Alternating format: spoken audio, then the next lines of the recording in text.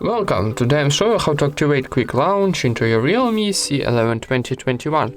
First of all, open Settings and insert Settings, write Quick and press to search.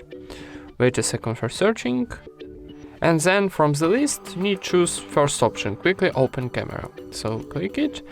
Here we got switcher and information. To quickly open camera, press the volume up button twice. Works when the screen is off. So turn on this option and block our phone. And let's try open camera. So double click and camera is open. And that's it. Thank you for watching, leave thumbs ups and subscribe to our channel.